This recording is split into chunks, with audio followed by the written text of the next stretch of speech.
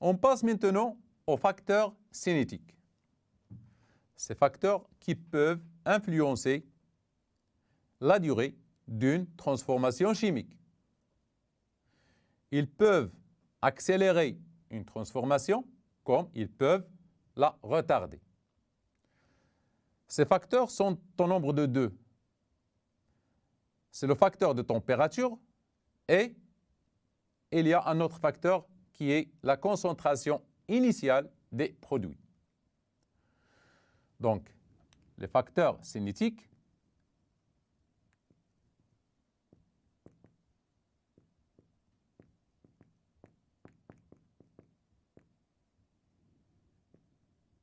sont des grandeurs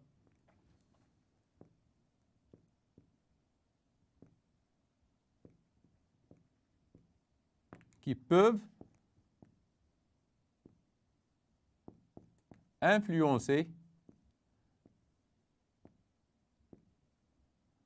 la durée d'une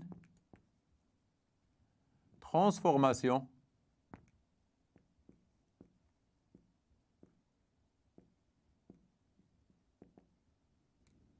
chimique.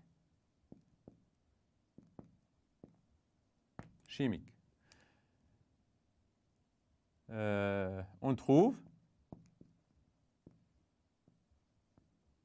la température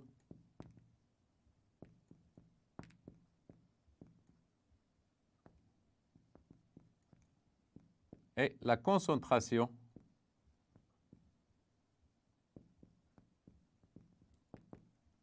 initiale des réactifs.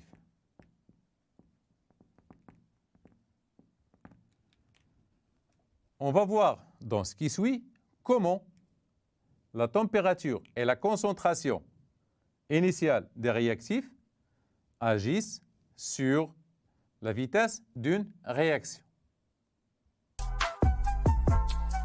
Pour mettre en évidence l'influence de la température sur une transformation chimique, je vais vous rappeler une expérience que vous faites souvent chez vous. Il s'agit de la dissolution d'un morceau de sucre dans un verre de lait, par exemple froid, en comparaison avec sa dissolution dans un verre de lait chaud. Évidemment, dans le lait chaud, le morceau se dissocie rapidement. Par contre, il prend quelques secondes dans le lait froid. Dans l'animation que je vous présente maintenant, nous avons un comprimé effervescent qu'on met dans deux verres. L'un contient l'eau chaude et l'autre contient l'eau froide. Vous regardez bien que dans le verre chaud, l'effervescent est intense et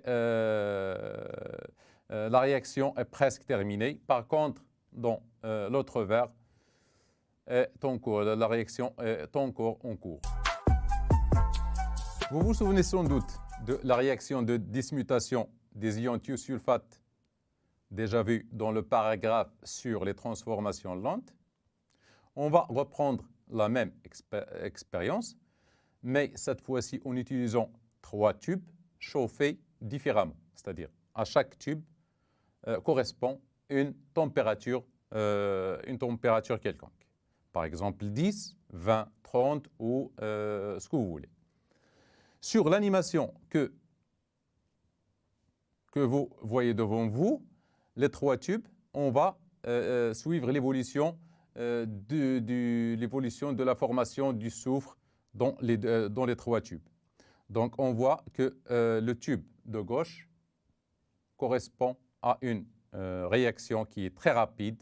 Le soufre donc, se forme rapidement. Le tube du milieu moyennement et le tube de droite est lente, c'est-à-dire la formation du soufre elle est lente. Donc, du coup, on retient maintenant, ou bien on conclut, que la température ou bien l'augmentation de la température lors d'une réaction accélère cette réaction et diminue le temps de la transformation chimique.